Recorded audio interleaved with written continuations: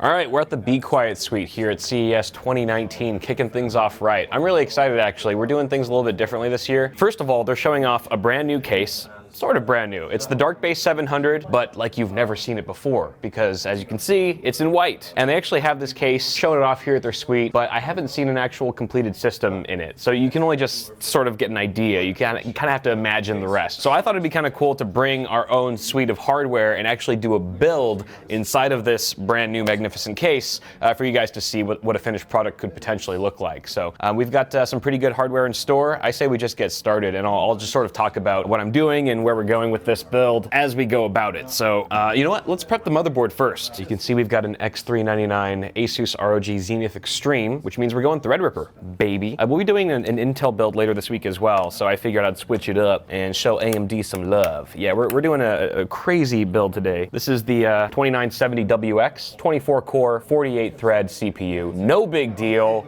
I haven't even unboxed this yet. This alone is worth its own unboxing video. AMD sent this to me.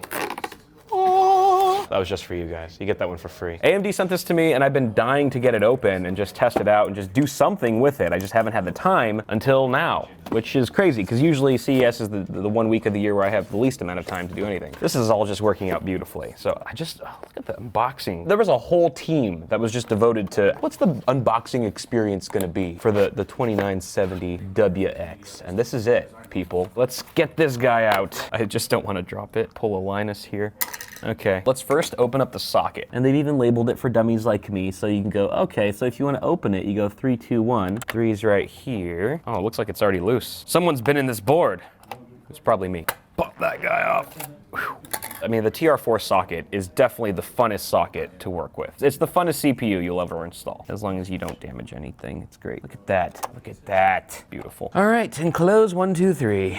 In the reverse order we came. Let's move on to the next step, which is installing our memory. I've really gone out of my way to impress you guys today, because we have not 16, not 32, but 64 gigs of G.Skill Trident Z RGB DDR4 3200 speed RAM. All right, make sure they're facing the right way. Don't want to damage these extremely expensive sticks. In they go. All right, next up, I say CPU cooler, which, hey, we're at like the perfect place to just freeload off of a CPU cooler. This is the Darkrock Pro 4 TR4 version. They made a specific model just for Threadripper. This is already a fantastic cooler from Be Quiet. Now it's got 250 watt plus TDP, which is the same TDP as the 2970WX. Now, there's a bunch of schools of thought for applying thermal paste to Threadripper. I'm gonna ignore all of them and just go straight down the middle here. Mounting screws. So we've got a crossbar here. The longer one goes on bottom, the shorter one on top, and you just screw them down. Screw them down to Chinatown, as Lyle would say.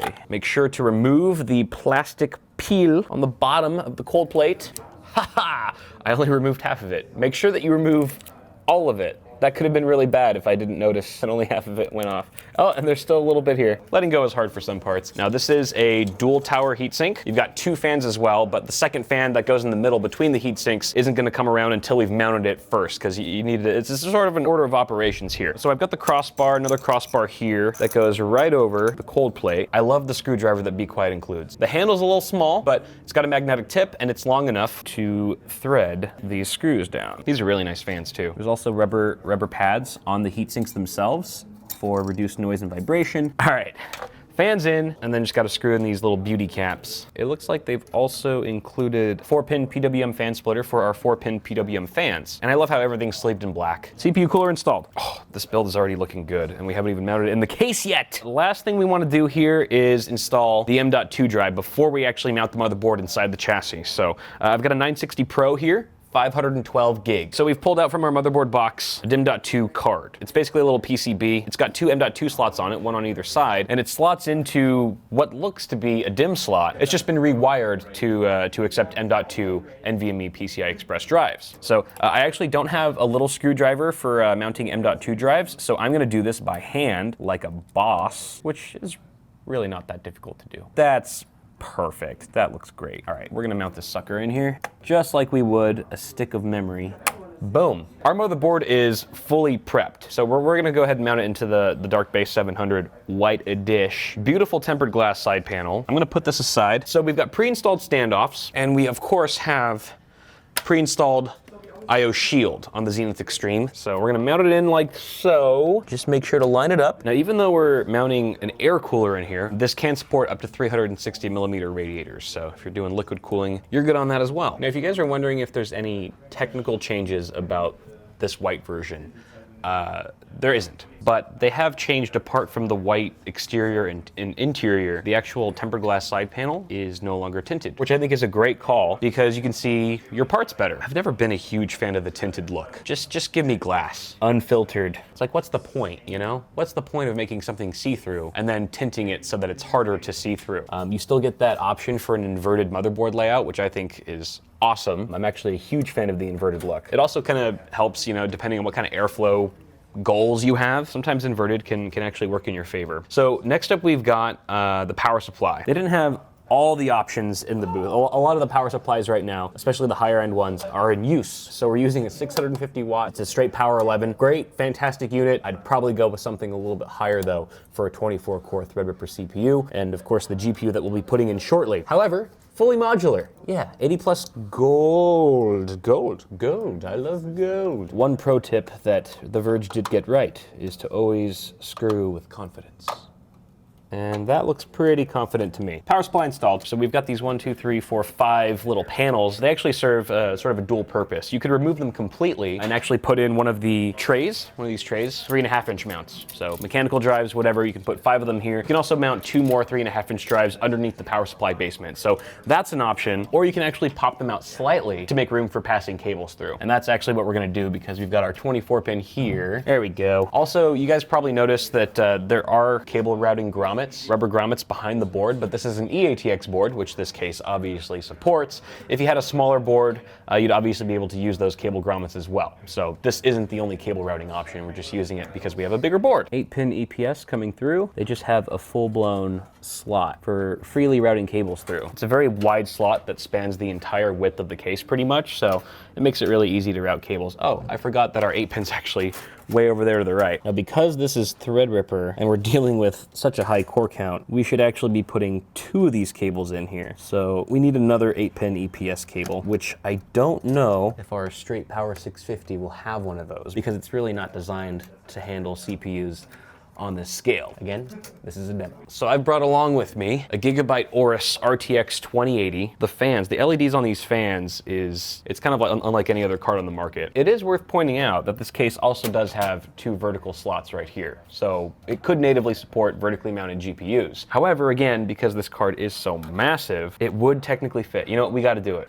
I mean, well, I don't know though. It's a form versus function thing here because if we mount it this way, it puts the fans awfully close to the side panel, and that's gonna choke the airflow. So you know what, guys? We're going horizontal. The cooler is quite big. We can't actually access the top PCIe slot, so we're gonna go with the second one. I can't believe I didn't point this out yet, but the case comes included with 2 of Be Quiet's very own Silent Wings 3 140 millimeter fans. You get 1 at the intake at the front and 1 at the rear. You guys can probably get a better look of the back side of the case here. A couple things to point out. Here's our PWM fan controller, very nicely stapled to the back of the motherboard tray. Plenty of room for long power supplies. And of course, you could even remove this drive cage, I believe, which has, again, support for 2 3.5 inch or 2.5 inch drives. You can remove that completely. It would also open up more room for thicker radiators at the front of your case should you be mounting rads there. We also have 1, 2, 3 more slots for 2.5 inch drives. Lots of tie down points for cables and a very generous cutout for your CPU cooler. We have a 4-pin RGB connector, which is going to light up the front of the case. You also get about 1.5 inches, it looks like, of space between the motherboard tray and the side panel for extra cable managing. Sound dampening material. All right, here it is. Let's see if I can still build a computer and make it turn on.